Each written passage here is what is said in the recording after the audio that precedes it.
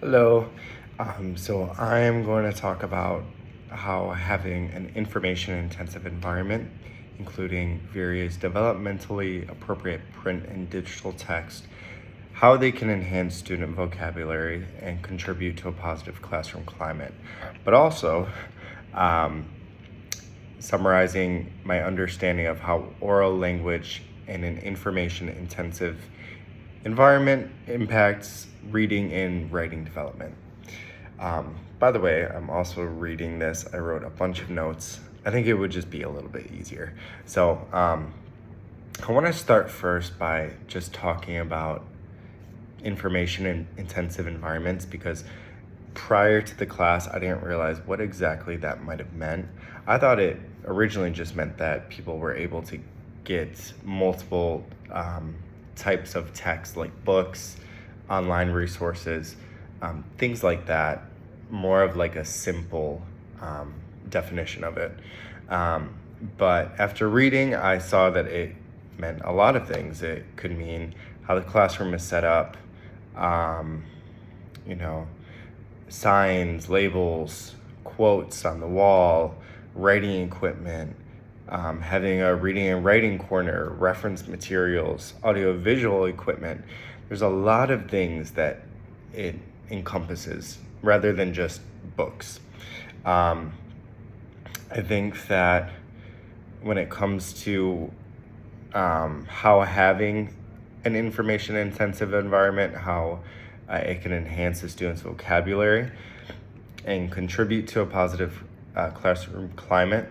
I think number one, giving students the available resources gives them more exposure to different types of material. It doesn't just mean that they only read, read books from one type of author or genres. They're able to get multiple different inputs. Let me just read my other. It gives them contextual learning scenarios. So it's not just, from a book. They could read a word from a book, but also see it on a sign, and then also see it in the directions of an activity that we're doing. There's multiple different ways that they could understand the meaning of a word as well as knowing the context of the word as well in different scenarios. It also can be active engagement. So maybe like interactive digital text. Could be, maybe something online like a game or something where they're able to learn words, or maybe it could be a storybook even, where they're able to kind of engage in the text.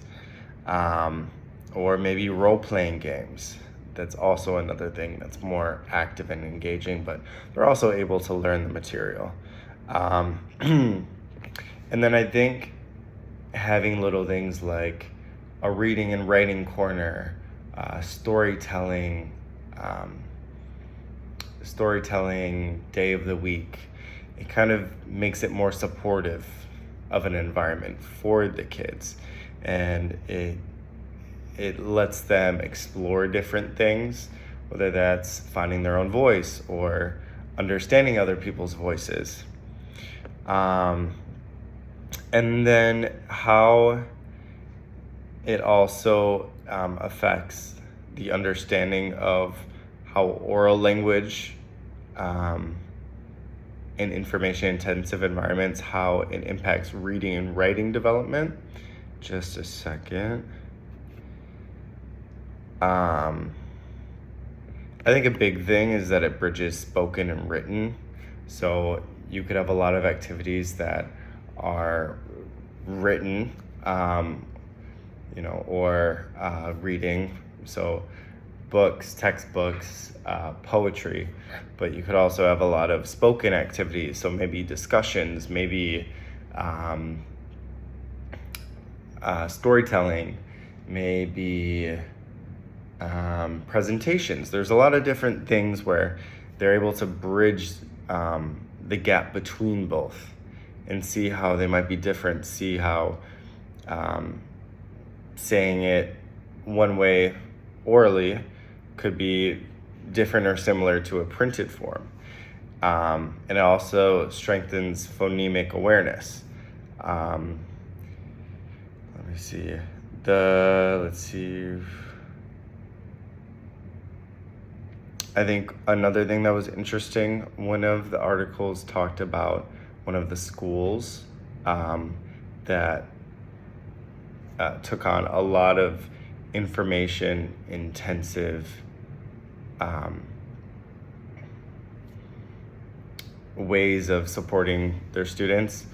And something that I thought was interesting, exposure to diverse texts can build background knowledge, which in turn, it could fuel comprehension and provide maybe like outlines or models for writing. And that in turn creates a positive feedback loop. Okay, I'm already at 6 minutes, so I'm gonna cut it right now. I think I covered a lot of things. I think a lot of the articles that I was able to read were really interesting. I think I learned a lot. It's just a lot of information. So thank you for listening. Hopefully I covered everything.